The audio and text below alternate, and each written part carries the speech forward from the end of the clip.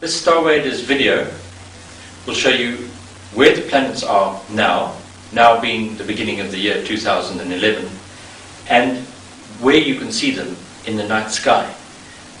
The Star Waders Portable Solar System model helps explain why you can see them where you do see them in the night sky. First thing that I must point out is that the Star Waders Portable Solar System model is not to scale. If it were to scale, the Sun would have been the size of a pea in the middle here, and the Earth would have been the size of a full stop. So we have to go with a model that gives us a very good idea of how things are out there. The other thing that you must bear in mind is that in these videos, I'm looking at the solar system from the south. That is, this is the south pole of the Sun. I am way above the south pole of the Sun, and I'm looking down on the solar system. This is the south pole of the Earth. That is the Antarctic. When looking at everything from the south, all orbits are in a clockwise direction. There we indicate the direction of rotation is clockwise. If we were looking at the sky from the northern hemisphere, everything would be moving in an anti-clockwise direction.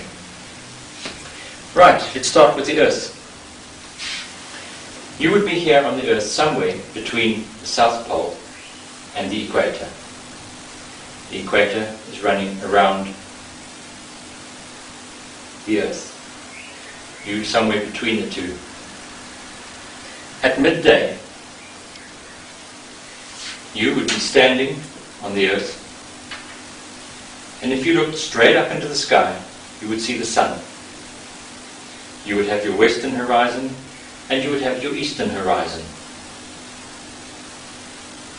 Of course, you won't be able to see anything in the sky, because this atmosphere is illuminated, it is blue, and so we cannot see what is up in the sky. Unless you're very lucky, you might be able to see Venus.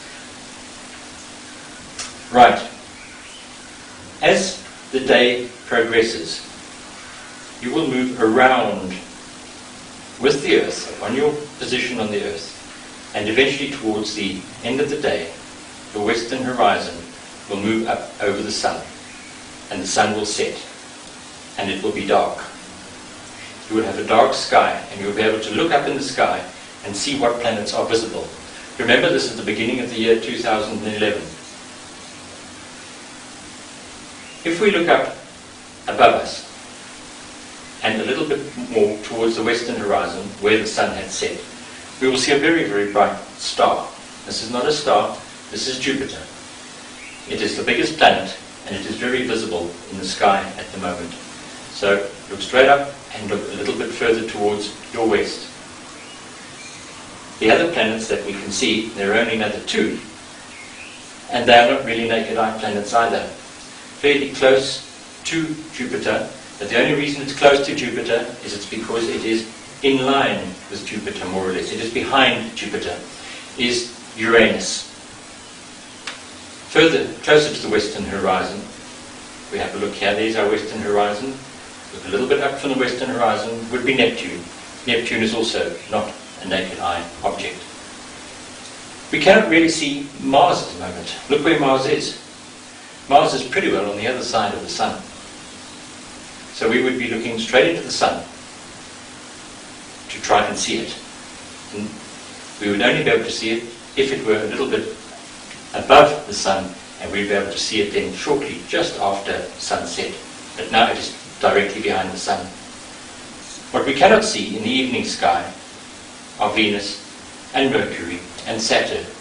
But wait, let's see what happens as the night progresses. As the Earth continues to turn and you continue your journey, round about 9 o'clock, 10 o'clock in the evening, Jupiter will set below the western horizon. At midnight, you look straight up into the sky. There are no planets visible at the moment from the southern hemisphere. As we continue our journey through the day, at round about 2 or 3 o'clock in the morning, what do we see rising? We see Saturn rising above the horizon. We can make this clearer by turning the model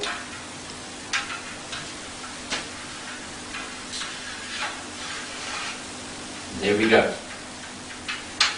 And here we have our morning horizon, and as we approach morning, we're going to see Saturn rising higher and higher and higher in the sky. It is not rising, of course, it is us that are turning. And just shortly before sunrise, Saturn will be fairly high up in the eastern sky. Note, as we approached morning, Venus also rose. Venus is a very bright star in the eastern sky at the moment. And then shortly before sunrise, if you're very lucky, we might be able to see Mercury. But remember that Mercury takes only 58 days to do 1 year around the Sun. That is, one orbit for Mercury and its year is 58 days. Right. Now you should have a good idea of where the planets are, and also how the Starwader's Portable Solar System model helps to explain why we can see planets rising where they do and where they appear in the sky.